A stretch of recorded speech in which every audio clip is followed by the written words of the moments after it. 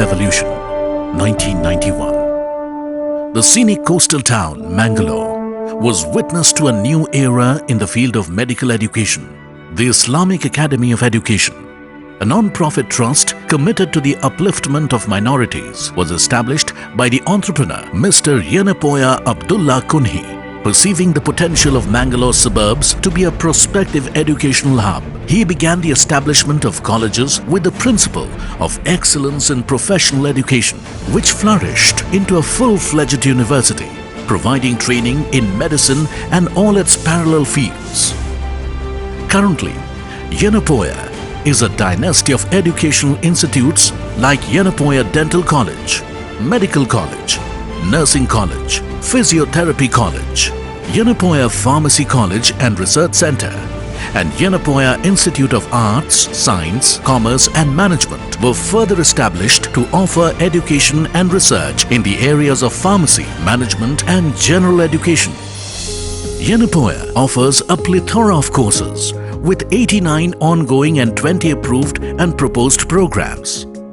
The PhD program has been introduced in 39 departments and research center as per the UGC regulations. The medical college also offers undergraduate courses in technical programs like medical lab technology, medical imaging technology, perfusion, renal dialysis, anesthesia and OT, cardiovascular technology, respiratory care, optometry, as well as hospital administration and others, to name a few.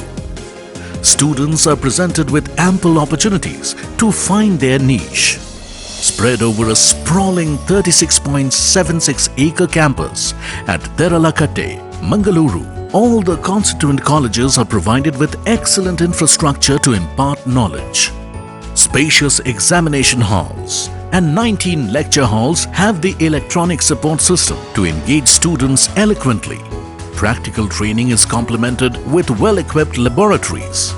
The anatomy dissection hall introduces students to the intricacies of the human body before undertaking clinical examinations and procedures.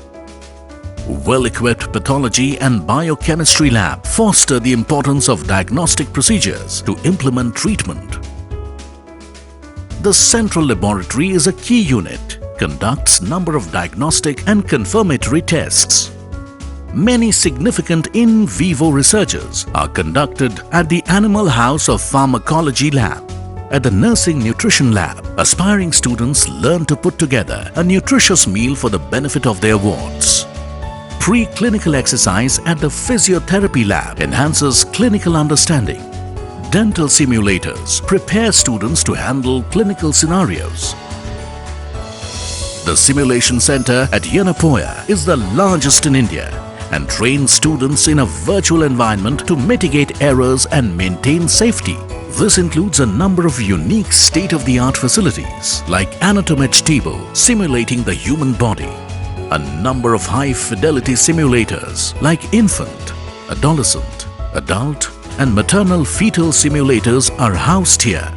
Students seeking to further their knowledge can do so with CPR mannequins, endoscopy, laparoscopy trainers, cath lab and ultrasound trainers. The Simulation Center is a milestone aimed at perfecting the skills of trainees and delivering excellent treatment.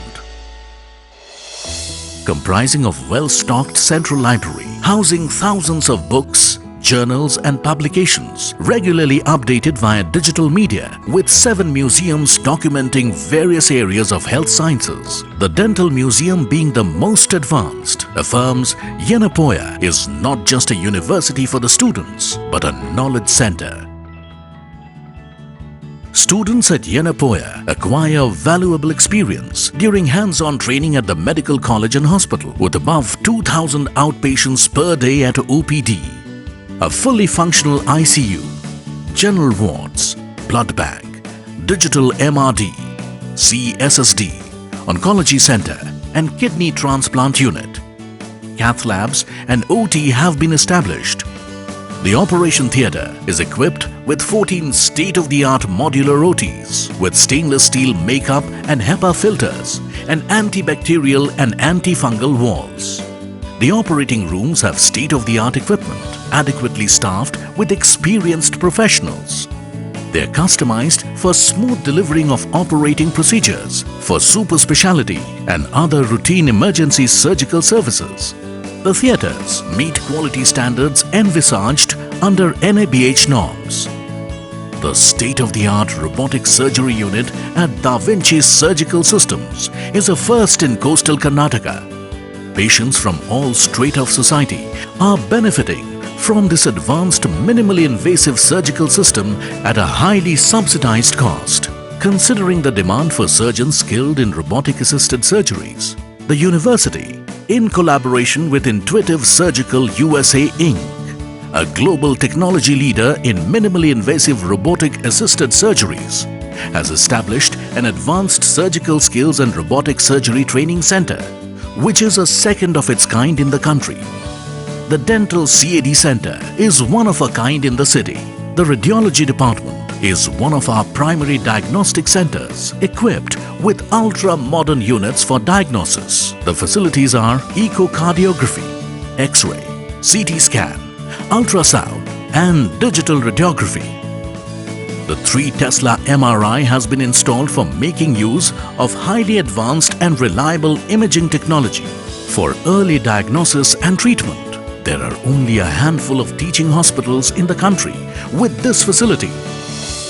The Yenapoya Research Center is a unique venture equipped with state-of-the-art mass spectrometric instruments and dedicated team aimed at groundbreaking research in newer fields of study, including biostatistics and information, molecular biology, toxicology, cell culture, stem cells and regenerative medicine, nanosciences and nanomedicine, microbiology and mycology, infectious disease and bioanalytics, also patenting the findings.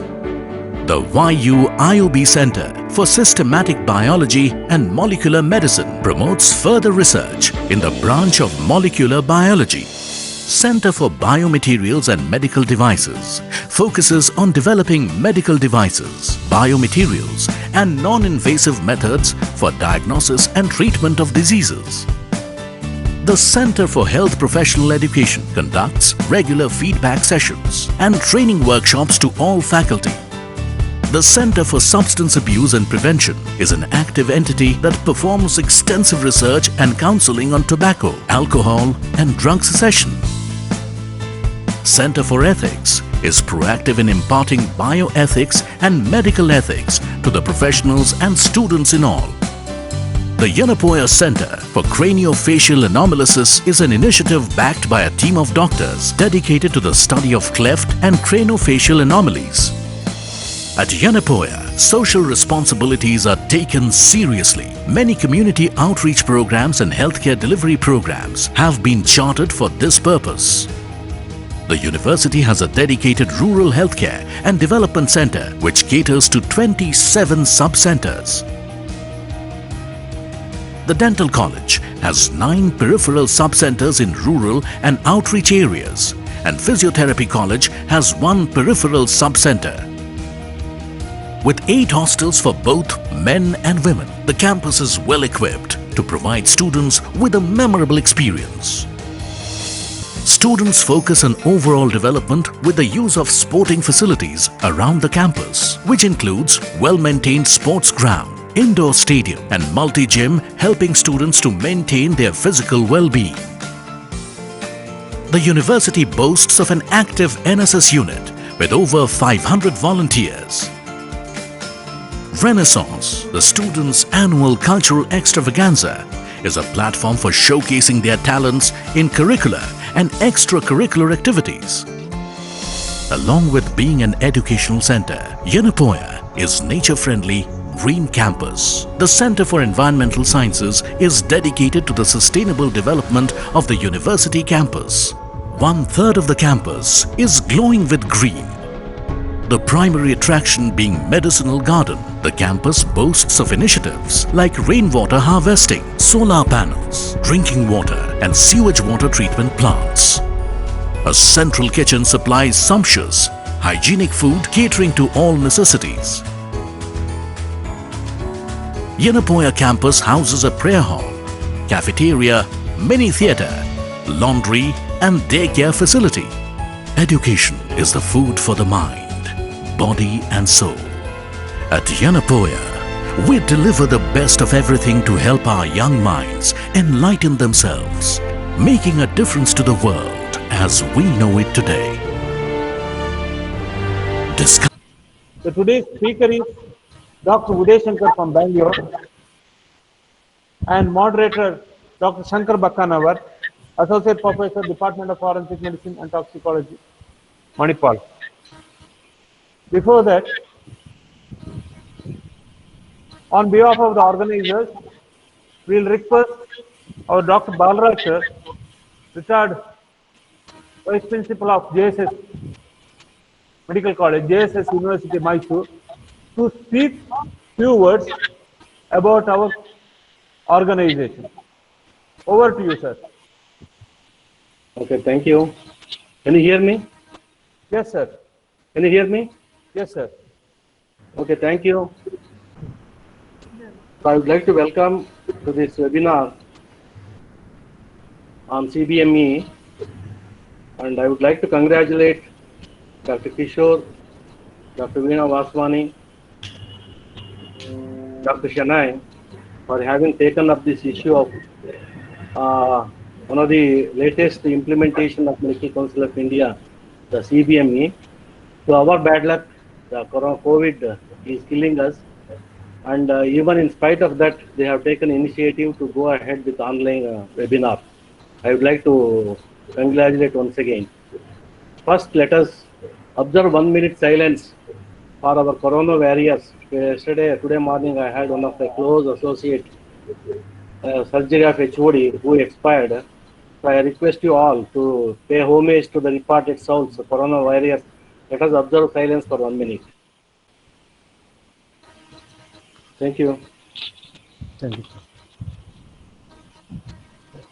So yesterday only Dr. Kishore told me to talk in brief about Karnataka Medical Legal Society, the journey, how it started and how it is going in a right path.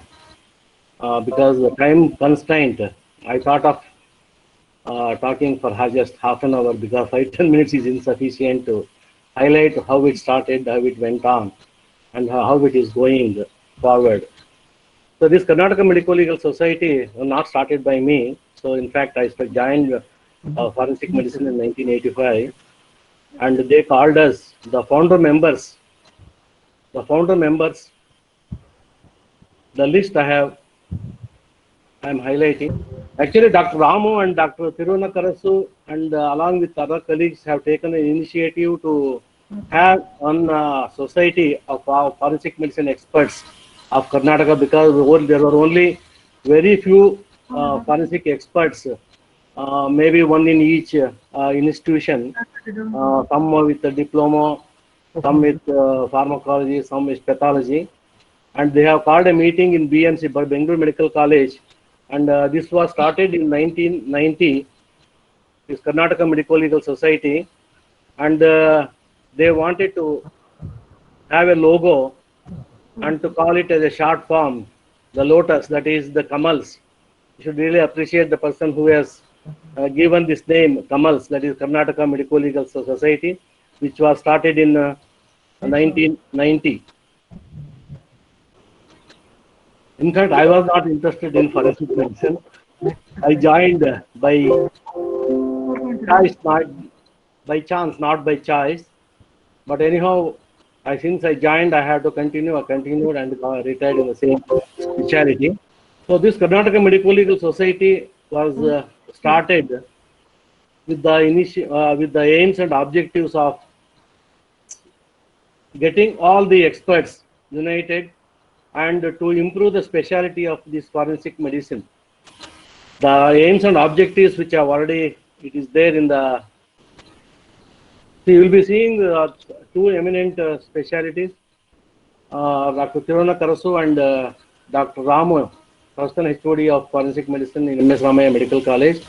And you should really appreciate him. He is the man who started postmortem examination, the first to start postmortem examination, medical legal work by private medical institutions in Karnataka, that is Dr. Ramu in MS Ramaya Medical College, and Dr. Tirunakarasu joined with him, and they have initiated and taken up this issue of making a society. It's called Karnataka Medical Legal Society, and I have highlighted the list of founder members.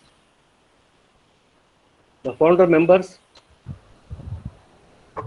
these are the founder members of the Karnataka Medical Legal Society. They called all of us. We had a meeting in the Bengaluru Medical College, and there it was decided to go ahead and prepare a bylaw and do the registration and drive for membership. The next slide. This was started with the aims and the objectives of to organize in a body all persons who are interested in the discipline of forensic medicine, to facilitate mutual acquaintances and collaborations among themselves, to maintain the honor and dignity of the members of the society, to promote professional fellowship, cooperation, and exchange of view amongst members, and to safeguard the interests of the in their activity, to promote study and research in forensic medicine, and to share professional experiences of the members among themselves. This is one thing that is lacking. And another thing is to maintain the uniformity of medical legal services throughout the state of Karnataka, to raise the standards of medical legal work in all the medical colleges of Karnataka, to guide medical officers. Of course, this is coming down where we used to do, but our main aim is to guide the medical officers, because they are unaware of some of the medical legal issues. They are facing a lot of problems. This was one of the objectives, and to suggest upgradation of the government laws guiding medical legal practice from time to time, to obtain affiliation with similar associations at both national and international level, and to exchange technical expertise with forensic scientists and legal experts to improve the scope of criminal investigation. So these are the main these objectives. This society was started, and membership drive also was started, and as on today, I think there are 965 plus members, life members of Karnataka Medical Legal Society. Next. And the bylaw was prepared, because bylaw has to be prepared to go for registration. This registration was done in Bangalore, where the head office supposed to be in Bangalore. Now it is moving in almost all the states of Karnataka. And we have decided to drive for the membership. I think the membership fee was maybe 300 or 400. Hardly there were 50 or 60 members.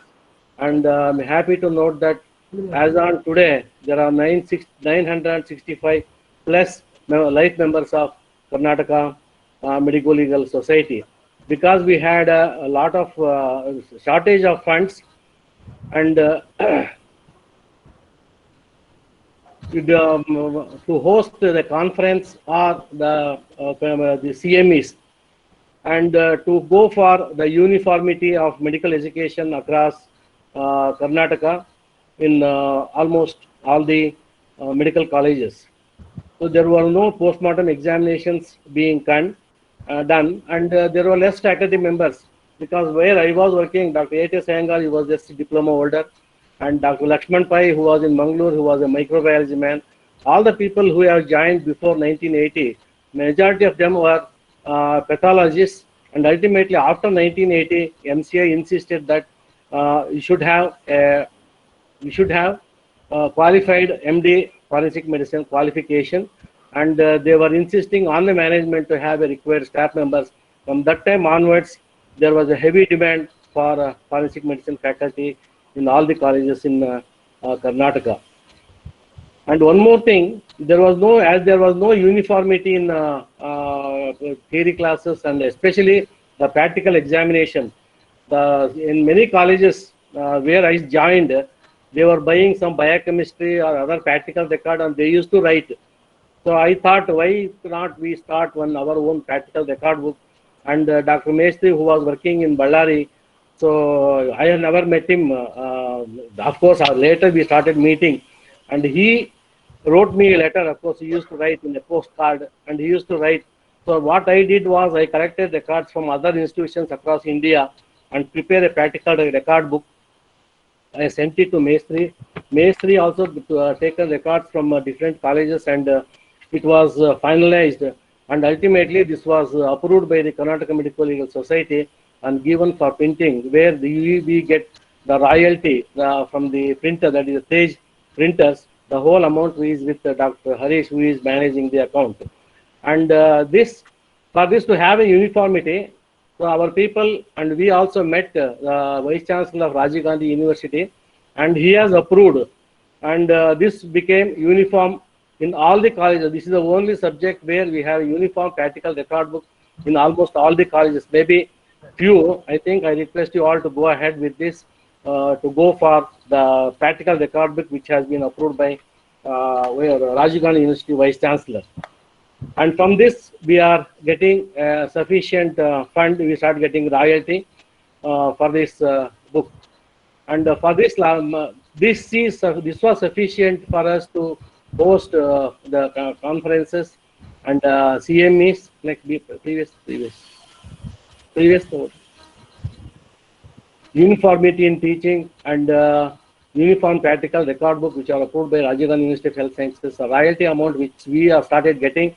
Of course, we have a sufficient money to host the conference, oration, lecture, and all that. And we wanted to have one ATS, one oration lecture. So they everybody decided ATS Iyengar, who was the senior most person. Of course, he joined in Davangere in 1969. Before that, he was working in the government institution. But before that, he was in the army. After coming back from the army, government told him to go to forensic medicine. And he was telling Balraj, see, I wanted to become a surgeon. Now I became autopsy surgeon. And in his name, so we started Dr. A.T.S. Iyengar oration lecture. And this bioscope, I think I have sent a few slides of the A.T.S. Iyengar bioscope, which was prepared in Vaidya Institute of Medical Sciences, along with Dr. Jagadish and Dr. Mestri, both joined together. We have given some of the information, photos and all that, what they wanted, and when he joined the institution and when he left the institution and they left the heavenly abode. And later, I think in 1992, decided to have one journal of Karnataka Medical Legal Society, and this Karnataka Medical Society journal was started in 1992, and it is doing extremely well. And I would like to congratulate all the editors of journal who have gone for the journal indexing in Scopus and the index Copernicus and its value, all that it is mentioned there. And when we started increasing the fund, so we decided to give a sponsorship to conduct Karnataka CMEs. Whoever wants to conduct CME under the banner Kamals, some amount of financial assistance will be given, and people went ahead and they started doing it because we have sufficient funds to provide. And then we decided to give awards. Because we invite the faculty, UGs and PGs to make a presentation during the conferences, and we decided to award the faculty members, junior faculty, undergraduates and postgraduates, because that time it was only Rajiv Gandhi University. Gradually the other deemed universities started. Then we thought of giving one to deemed universities and one to Rajiv Gandhi universities, first and second prize. And of course, as you know that of late, the Kamal's official group we have started, and Dr. Nagesh, I think Dr. Pratik Tarwadi, he contacted me. He said, sir, we would like to have one group, WhatsApp group, that is Kamal's official group, because in other groups, what we see really GM, then GN, and good morning, good night, and other unrelated matters used to be there. And this is exclusively related to Karnataka Medical Society, which was started. And once Dr. Nagesh questioned me, what are the objectives of this Kamal's official group? And of course, I should congratulate him. He only practically proved the objectives of Kamal's official group. That's what you are experiencing now. Next. Okay, this is the journey, how it started and how it went on, and the future, what the others have to do, the further activities. This is already highlighted in the previously. The head office to be maintained, commerce head office somewhere in Bangalore or whichever place you take a decision, and association of renewal of registration, that this has not been done. I think last time also I highlighted, and the bylaws, these bylaws have to be modified because we have to submit for renewal of registration, and to submit the form 12A where we can avoid TDS. We have to prepare a bylaw where we should have a government meeting, prepare a bylaw that also has to be submitted. And one more thing which I would like to suggest, which is my suggestion. So any office bearer who takes up the Kamals, that should be there for with them for 2 to 3 years, because by the time they take the office, to receive from the previous office bearer, it takes some 4, 5, 6 months. So we thought, my suggestion is, like IAFM, Indian Academy of Forensic Medicine, it was 2 years, they made it 3 years. So better to have these office bearers to be with them for 2 or 3 years. The person organizing the conference to be called, of course, they know this is organizing secretary. These people are confusing. The secretary of Kamals is different from organizing secretary. It's because we have to prepare office bearers that has to be submitted to auditing and for TDS, for returning of files. And next, to avoid clashes of conferences, this is what we notice. Many conferences, am I exceeding time? And in the conference only, one has to decide the next conference, account submission. Of course, CBME, what you are doing, I would like to congratulate you all. And one other thing is practical record book to be updated and editing has to be done. We have made provision, an editor must be there. So then you have to request the editor to make updating and editing of the practical record book. And this all the amount which is there, of course, this I already told Harish, that is to be kept in an FD in a nationalized bank, and to nominate an auditor for auditing and filing IT returns. So this has to be done. Priority has to be given to this, and we have to submit the audit account, prepare a bylaw, make a meeting, submit it, and appoint an auditor. And of course, you have to go for this returning of submission of return of file to get back the TDS that has been deducted. And one more thing, that is 12A has to be made. It's a very cumbersome job, so that takes time, by which we can avoid TDS interest earned by the FD. Next. Okay, thank you. I think I have not exceeded time. So thank you very much for giving this opportunity for me to highlight about the journey of Karnataka Medical Legal Society. Thank you, one and all. Thank you, Balraj, sir. You have described beautifully the journey of our Kamal from 8 years in to till now. Thank you very much, sir. Okay, thank you, thank you. Go ahead. With the permission of you, we will discuss this all in our executive committee meeting or general medical meeting. Thank you, sir. Okay, thank you. Now, I will request Shankar Bakkanagar to hand over. Take this opportunity as a pleasure to introduce the speaker of the day, Dr. Uday Shankar BS, who is an associate professor in the Department of Forensic Medicine and Toxicology at Saptagiri Institute of Medical Sciences, Bangalore. He has completed his MD Forensic from MS Rama Medical College, Bangalore, and he is also presented many oral and many papers at different national and international conferences, and also has won Best Paper Award twice, once in Kamal and once in Simla. And he is also an active member in so he is an active member of a curriculum committee of RGFS 2020 of CBME for the CBME implementation. Over to you, sir. I would like Dr. Uday Shankar to continue this. Kindly sorry for the disturbance. Good morning to one and all. Greetings from Saptagiri Institute of Medical Sciences and Research Center, Bangalore, and Karnataka Medical Legal Society. Uday, 1 minute that I press that idea. Yeah, fine.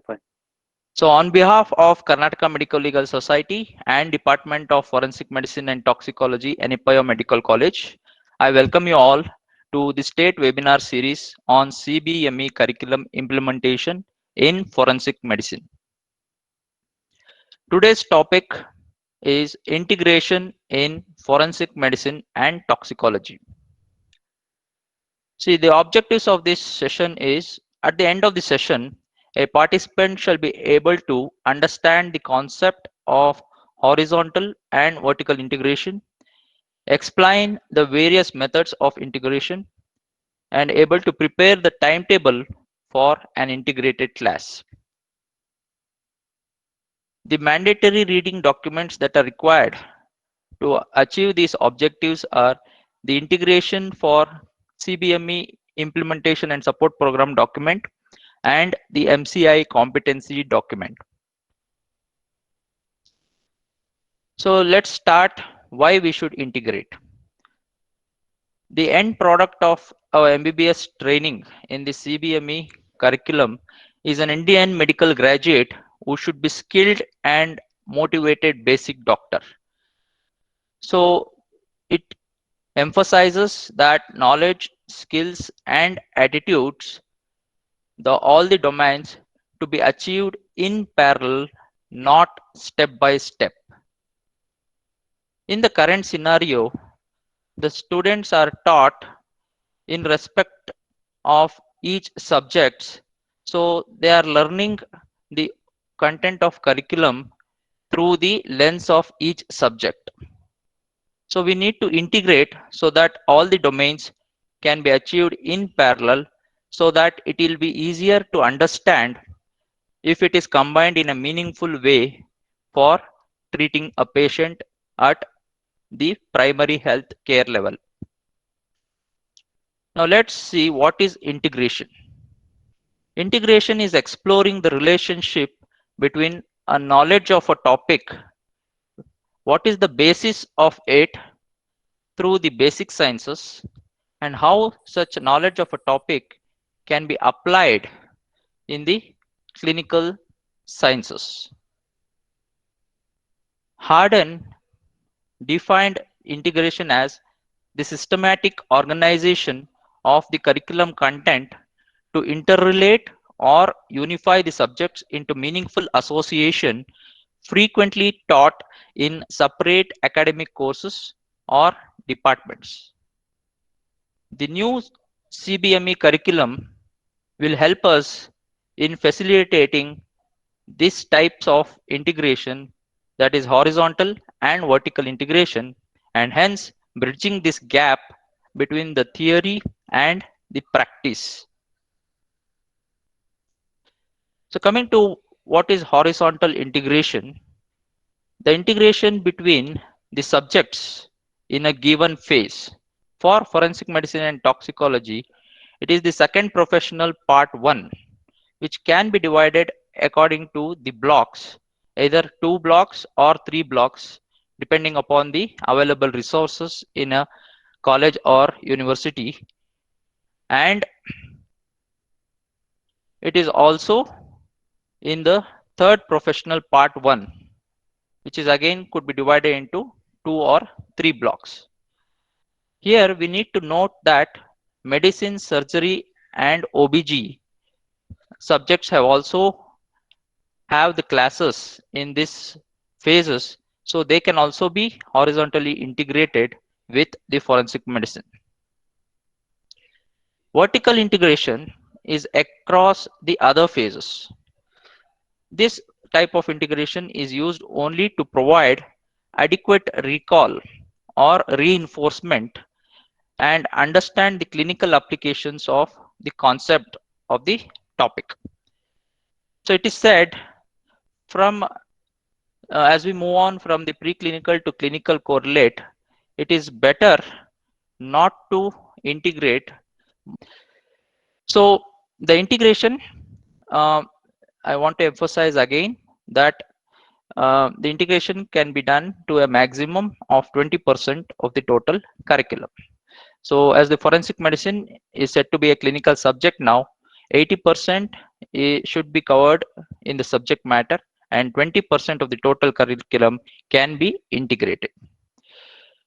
Now, to know the various methods of integration, Harden has described this integration ladder, describing from isolation to the transdisciplinary method of integration. It shows the various levels of integration, with isolation being the lowest level and transdisciplinary the highest level of integration. In CBME, we need to know the methods: nesting, temporal coordination, sharing, and correlation. The others can be known who is interested in medical education unit, but for the CBME, I will be concentrating only on these 4 levels of integration. In the current scenario, the subjects are taught at different levels or at the different time frame. So coming to the first type of method of integration, temporal coordination. In CBME, they use the word alignment for this temporal coordination. Here, the timetable is adjusted so that the related topics within the subjects in the same phase are scheduled in same time frame, maybe in the same day or in the same week. Here, the student studies the concepts of different subjects separately and is left themselves to uncover the relationship within the topic. Example, I've taken the common insecticides. So in a day, a mode of action can be taught by the community medicine as per the competency 3.8, and in the next session, symptoms related to the common insecticides can be taught by forensic medicine, and in the next session, in the same week, probably the management of the pharmacology can be taught. So this is the best method or level of integration for horizontal integration.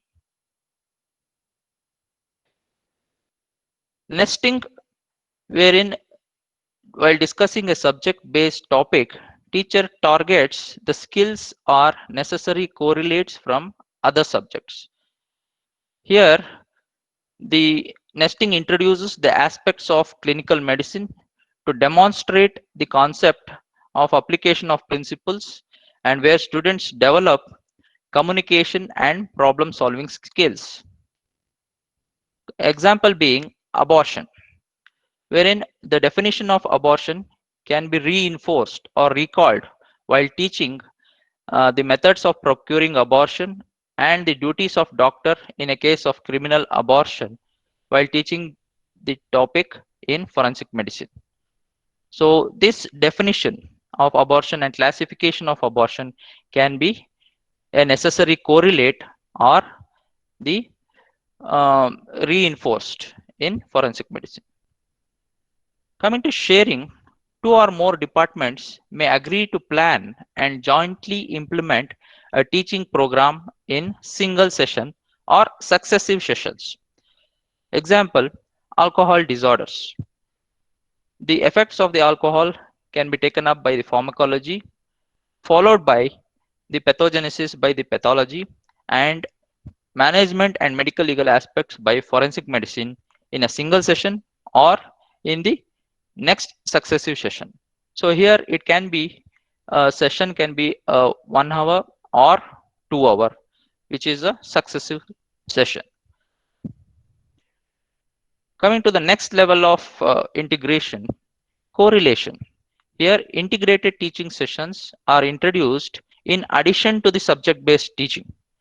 So the students would have already learned the aspects or the elements of the topic in the respective subject. So this extra integrated teaching session may be a case-based discussion or problem solving can be brought in together where areas of interest common to each subject can be correlated. So this is very important slide. I want to spend more time here because this is the considerations for using the alignment and integration in the curriculum.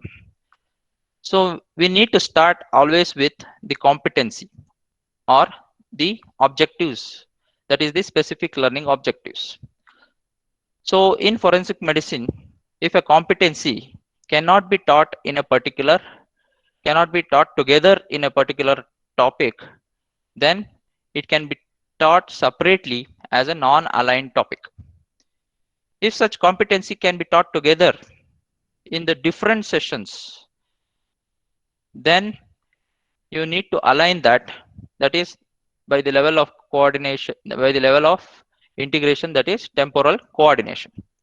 Then it can be nested from for reinforcing a concept from earlier phase or introduce a concept from the later phase. If a topic can be taught in the same session, then we can integrate that through sharing.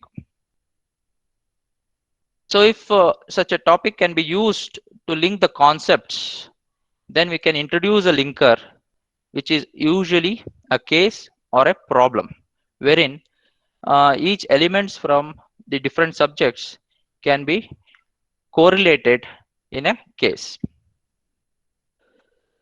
So let's see how we can design a timetable by aligning and integrating competencies. As I said, first we need to choose a competency and then think whether it can be taught in together with different subjects. So usually we take it topic wise in forensic medicine, but in other subjects it can be taken organ wise or system wise. Here we take as topic wise. Then look at the competencies of all the subjects in each phase.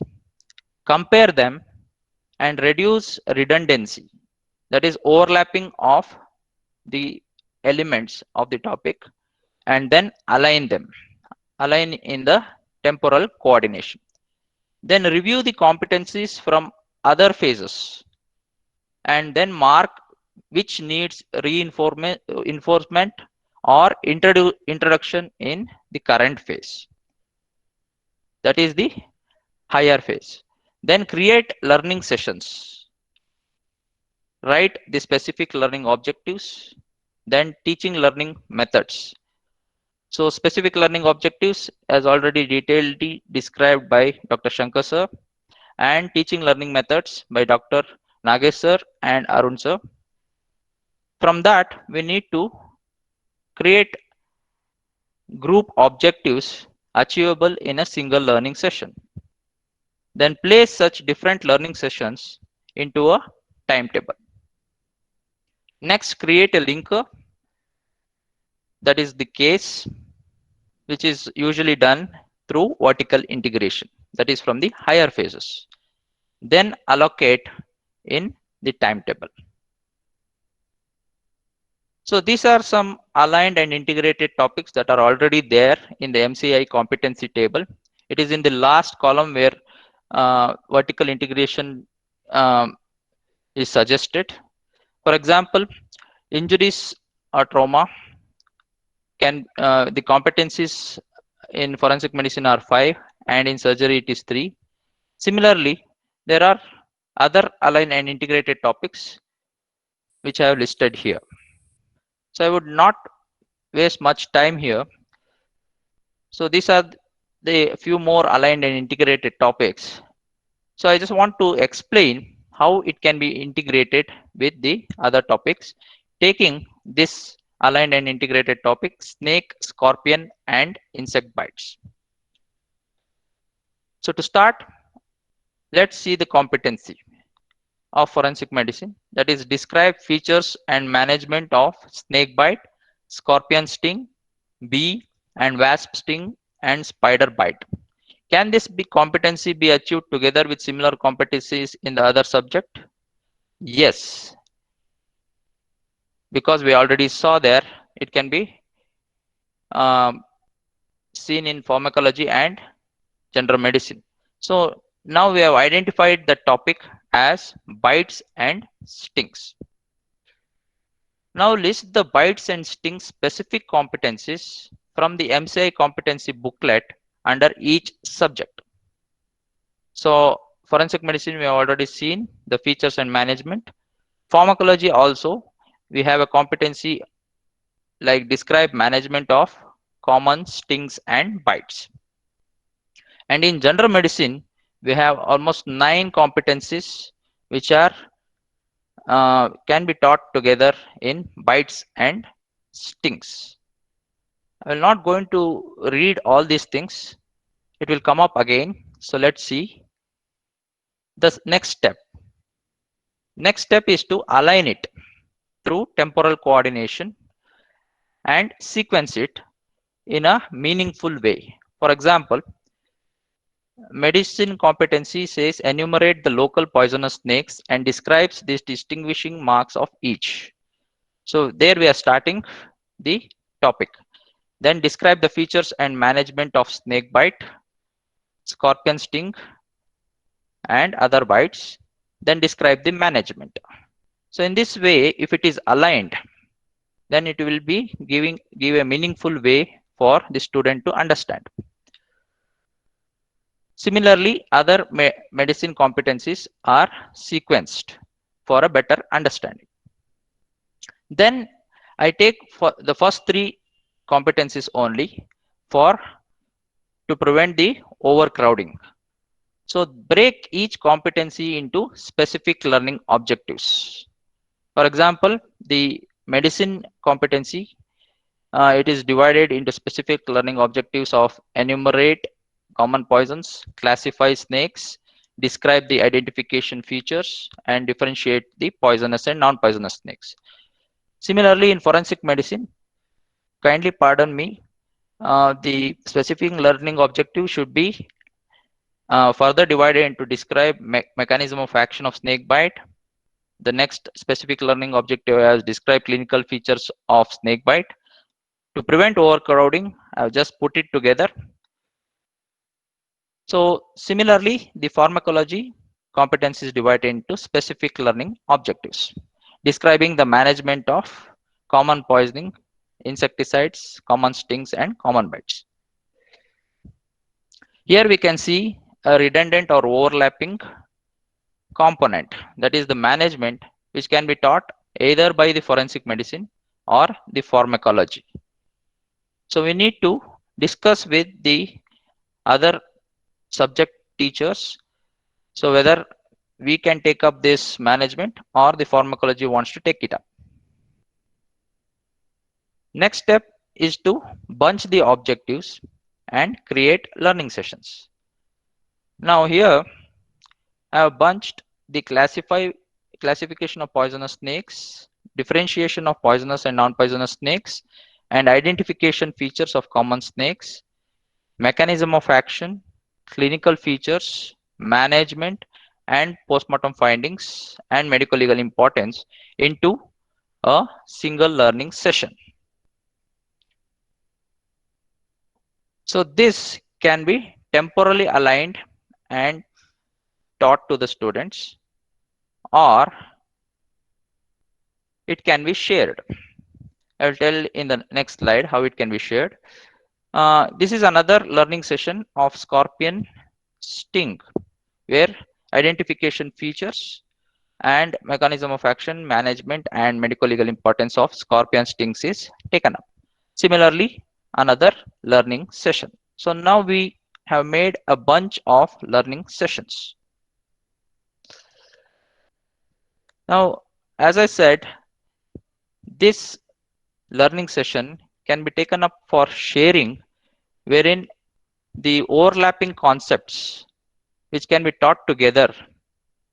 So the teacher from different subjects, that is the medicine and forensic medicine, if they think that if we teach together, this can be better comprehended by the student, it can be taken up for sharing, wherein medicine teaches the identification features of poisonous snakes, and forensic medicine will teach the clinical features management and postmortem findings of snake bite. So I will skip these two. It can also be taken up for sharing or temporal coordination. So that is my basic example that I have taken, stings and bites. I am trying to explain with other aligned and integrated topic. Let's take up alcohol disorders. Here, these competencies are aligned. The competencies are there in pharmacology as well as forensic medicine, pathology, and general medicine. Here we can see the pathophysiology and the clinical progression of the alcoholic liver disease is overlapping. So that can be taken up for sharing. Even the management is overlapping between the pharmacology and forensic medicine. So while planning the timetable, ethyl alcohol can be taken as a learning session where the characteristic features which is not mentioned in any competency can be taken up by pharmacology when they are teaching the clinical features, and that can be the first class, followed by the next class wherein the pathology and medicine can share. The next class uh, the next class in forensic medicine can be taken management of ethanol poisoning. So we have temporally aligned these elements of the topic so that for the better understanding of the student. So redundancy is removed, then temporally coordinated, that is alignment done, and sharing can also be included. Coming to another aligned and integrated topic, drugs of abuse. I would not like to read everything. Here redundancy or overlapping is there in clinical features in the competency of medicine and psychiatry. Similarly, the management in forensic medicine and psychiatry. So these elements of the topic can be temporally aligned, removing the redundancy, and taught, or it can be shared between the medicine and psychiatry for the better understanding of clinical features and laboratory findings. The management can be taken up either by forensic medicine or psychiatry, as it is a redundant topic or overlapping topic. Now, once we have a bunch of learning sessions, it can be put together in the temporal coordination that is aligned. So subject sessions of a phase are taught at the same time from the forensic medicine as well as pharmacology. It is temporally aligned with subject sessions from higher phase of forensic medicine and general medicine are taught at the same time.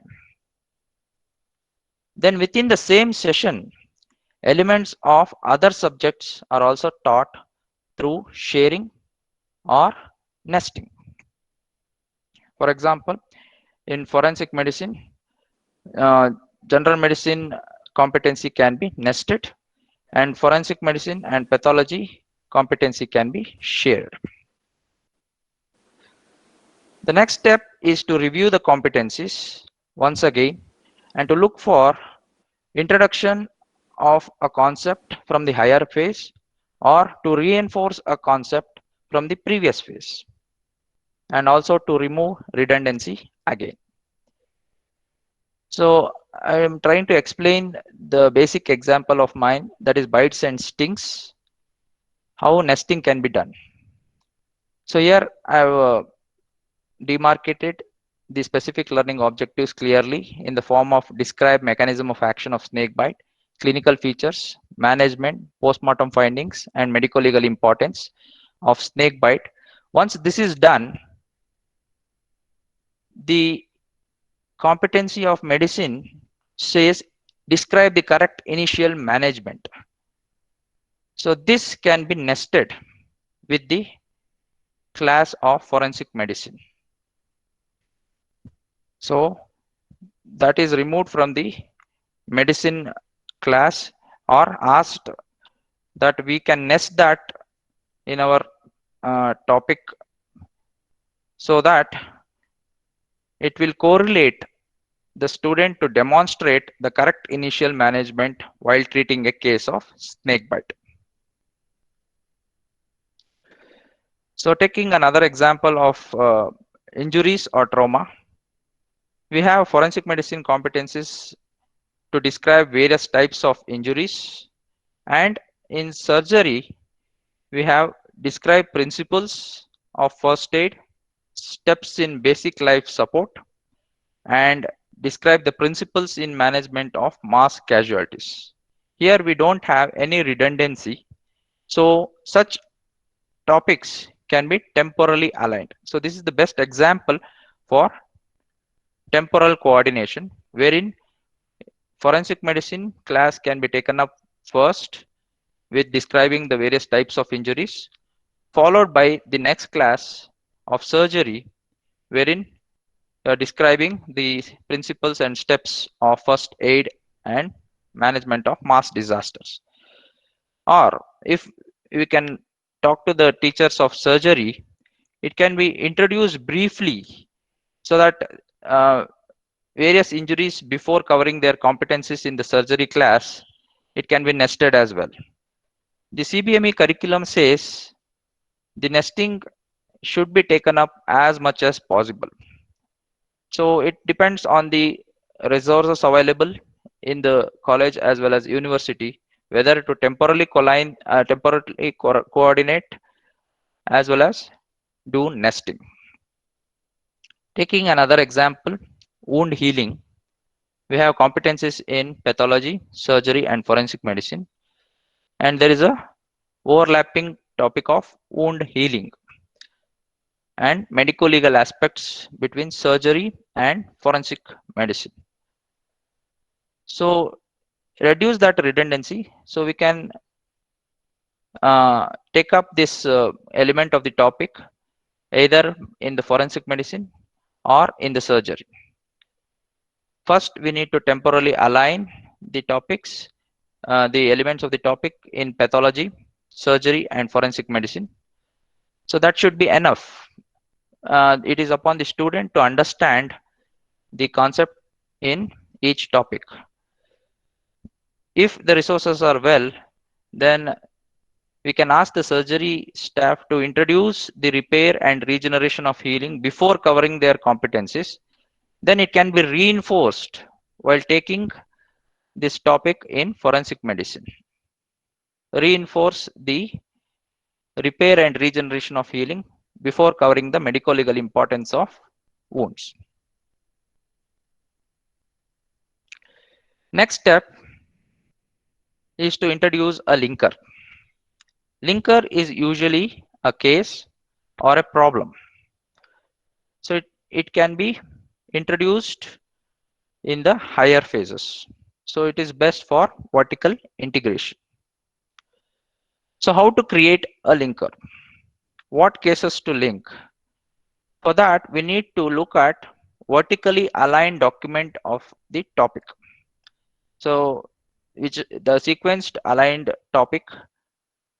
So what are the common problems that an Indian medical graduate will have to solve as a first contact physician in community with respect to this topic? As we can see, snake bite, scorpion sting, and other bites and stings and allergies in all ages. So they can come up as a problem in a primary health center. To what degree of complexity can they solve the problem? So how they can recognize, evaluate, that is make the diagnosis, manage, and refer such cases. So depending upon, we need to create the cases for higher level thinking. I have tried to put up examples of such cases, An adult case of snake bite in a paddy field with dead snake brought along. Similarly, a child crying after attacked with bee. So bee allergies can be taught here. Then a case of scorpion sting on an elderly in a village. A pregnant woman complaining of an unknown bite while gardening. So if such cases are created, that itself can bring in the concepts or elements of the aligned and integrated topic. So for better correlation. These cases should address objectives from various phases, usually from the higher phase. So for correlation, a 2-hour session can be identified at the end of the week in temporal coordination, or at the end of session by the last department in case of vertical integration. So if we can take up these competencies from medicine, forensic and pathology, that is my basic example of bites and stings. A case of snake bite wherein a dead snake is brought up, the element of identification of poison snake can be linked to that case wherein the dead snake is also brought along from the general medicine, whereas the clinical features can be linked in forensic medicine. Management from pharmacology and educating the correct initial management of the patient can be linked with this case for better correlation.